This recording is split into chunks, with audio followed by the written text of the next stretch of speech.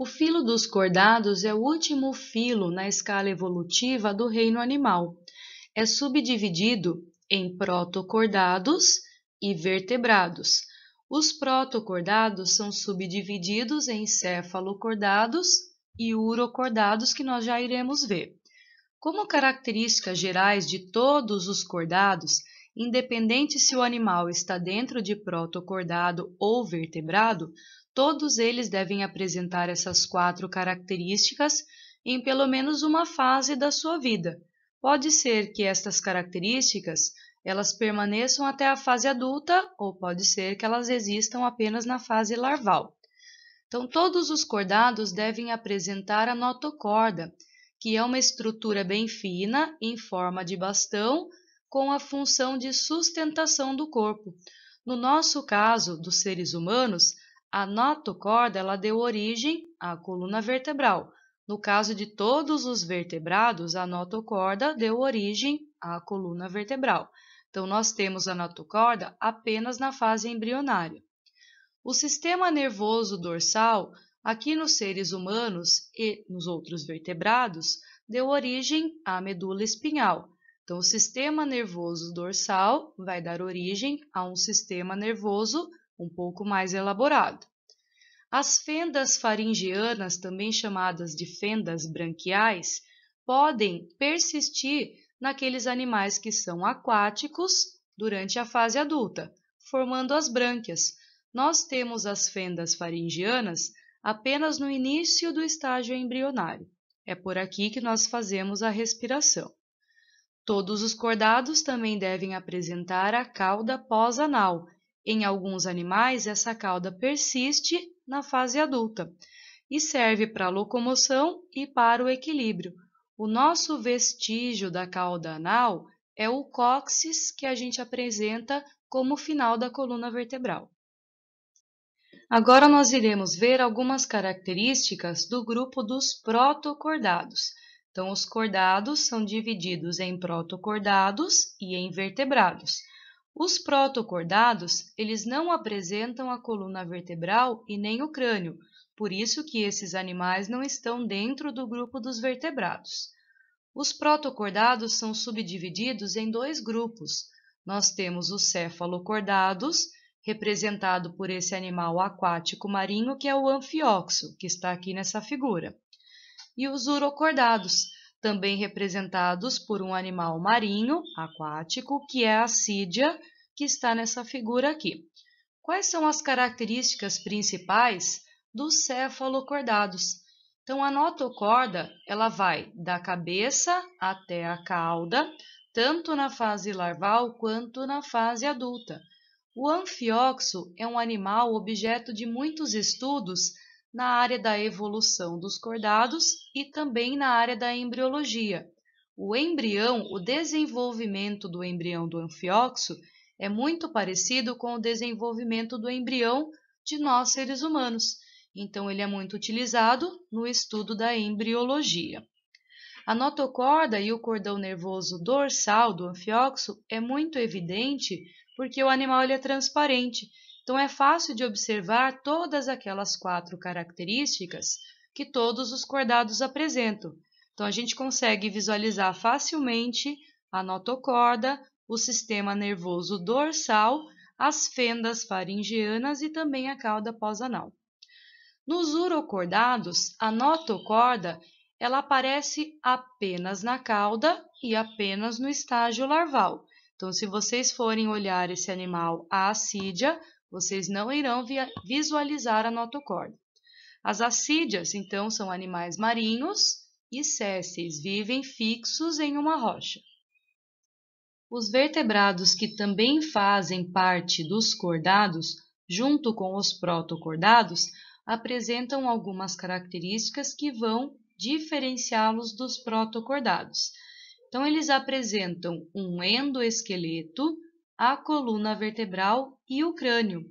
Nós temos os vertebrados divididos em 2 grupos, um grupo em que não aparece a mandíbula e um outro grupo em que os animais apresentam a mandíbula. Nós temos, então, os agnatos, que são os vertebrados que não apresentam a mandíbula. São representados pelos peixes ciclóstomos, como exemplo, a lampreia e a feiticeira. Então, são peixes que não possuem a mandíbula, então no lugar da boca existe uma estrutura semelhante a uma ventosa e os dentes. Os gnatostomatos são os vertebrados que apresentam a mandíbula. Então, além do endoesqueleto, da coluna vertebral e do crânio, eles também apresentam a mandíbula, que facilita na mastigação. Nós temos dentro desse grupo os peixes, os anfíbios, os répteis, as aves e os mamíferos. Quais são as características que todos os vertebrados devem apresentar? Então, eles têm que ter endoesqueleto, que é formado por ossos e por cartilagens. No endoesqueleto existem células vivas e também uma parte inorgânica formada por sais minerais responsáveis pela rigidez do endoesqueleto. O endoesqueleto é responsável pela sustentação do corpo, pela proteção dos órgãos e também pela locomoção. Os vertebrados também apresentam a coluna vertebral, que é um conjunto de vértebras. Entre as vértebras existem os discos intervertebrais para amortecer o impacto da coluna vertebral. A coluna vertebral ela protege a medula espinhal, que faz parte do sistema nervoso central. Também promove a sustentação e equilíbrio do corpo e auxilia na agilidade dos nossos movimentos. Os vertebrados também apresentam crânio, ou caixa craniana, que é um osso que envolve e protege o encéfalo. O encéfalo é formado pelo cérebro, pelo cerebelo e pelo bulbo, e o encéfalo controla as funções vitais do nosso corpo. Então, por ser um órgão extremamente importante, ele precisa estar protegido dentro de uma caixa craniana, que é uma estrutura óssea. Os vertebrados são classificados naqueles que possuem a mandíbula e aqueles que não possuem a mandíbula. Os que possuem são os gnatostomatos, e os que não possuem a mandíbula são os agnatos.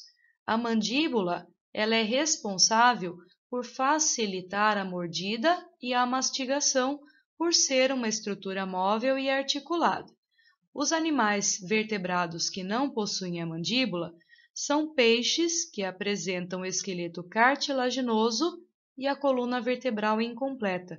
No lugar da mandíbula, nós temos uma boca circular com dentes e existe também uma estrutura semelhante a uma ventosa, que auxilia na fixação desse peixe no seu hospedeiro, como é o caso das lampreias. Este quadro está mostrando a classificação dos vertebrados e algumas características que eles apresentam para que vocês consigam entender algumas diferenças. Nós iremos estudar cada um desses grupos aqui em outras aulas. Então, como que é o coração dos peixes? Então, o coração ele é um órgão que, quando contrai, bombeia o sangue para todo o corpo. Então, o coração dos peixes apresentam apenas duas cavidades, um átrio e um ventrículo. Dos anfíbios apresentam dois átrios e um ventrículo. O dos répteis também dois átrios e um ventrículo. Esse ventrículo ele é quase fechado para formar dois. Então, a gente diz que é um ventrículo parcialmente separado, com exceção dos crocodilianos, que os ventrículos são completamente separados. Então, os crocodilianos apresentam quatro cavidades, dois átrios e dois ventrículos. As aves apresentam dois átrios e dois ventrículos, os mamíferos também dois átrios e dois ventrículos. A respiração dos peixes, na grande maioria é branquial, existem alguns peixes que apresentam a respiração pulmonar. Os anfíbios apresentam a respiração branquial durante a fase larval na maioria dos casos. Alguns anfíbios apresentam a respiração branquial na fase adulta. Os adultos, a grande maioria, apresentam a respiração pulmonar e cutânea através da pele, então a pele precisa estar úmida. Os répteis, as aves e os mamíferos apresentam respiração pulmonar. Nós iremos ver com detalhes em outras aulas. Em relação à temperatura do corpo, os peixes, anfíbios e répteis são animais ectotérmicos, também conhecidos como animais de sangue frio. Então, a temperatura interna é variável conforme a temperatura do ambiente. Então, se no ambiente está frio, o animal está com o sangue frio. Quando o animal toma sol, o sangue se aquece.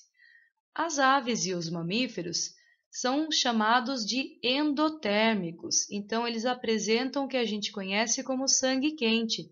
Então, a temperatura interna é constante. No nosso caso dos seres humanos, a nossa temperatura ela varia de 36,5 a 37 graus, numa temperatura normal, constante a mesma temperatura. A não ser que você esteja doente com febre, aí essa temperatura vai aumentar, ou se você estiver numa situação de hipotermia, que também é um problema, a sua temperatura vai diminuir.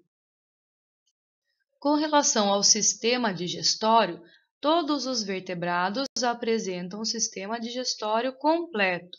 No caso dos peixes, eles apresentam boca e ânus, os peixes que têm o esqueleto ósseo. Se for os peixes cartilaginosos, eles vão apresentar boca e cloaca. A cloaca é um orifício que funciona para a excreção, então para a eliminação da urina, para a eliminação das fezes e também para a reprodução. Os anfíbios e os répteis e as aves também apresentam a boca e a cloaca. Então, um único orifício para a eliminação da urina, fezes e reprodução. Os mamíferos apresentam a boca e o ânus. Na reprodução, os peixes podem ter espécies que fazem a fecundação interna ou espécies que fazem a fecundação externa, fora do corpo da mãe. Então, os gametas se encontram na água. O desenvolvimento pode ser direto ou indireto. Desenvolvimento indireto é quando aparece o estágio larval. Existem peixes que são ovíparos, que é a grande maioria, e aqueles que são ovovivíparos, como é o caso dos tubarões, ou vivíparos, como os peixes cartilaginosos. Nós iremos ver detalhes numa outra aula. Os anfíbios apresentam fecundação interna, como no caso das salamandras e das cecílias, fecundação externa, como no caso dos sapos e das rãs. O desenvolvimento para todos eles é indireto, então aparece um estágio larval. E eles são ovíparos, então os embriões se desenvolvem dentro de um ovo. Os répteis apresentam a fecundação interna, o desenvolvimento direto, então não aparece a fase larval. Existem répteis que são ovíparos, ovovivíparos ou vivíparos.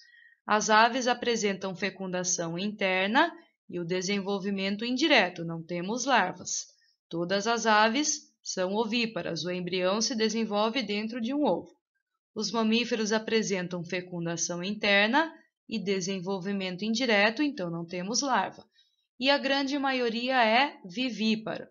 Então, o embrião se desenvolve dentro do corpo da mãe, completamente lá dentro até o seu nascimento.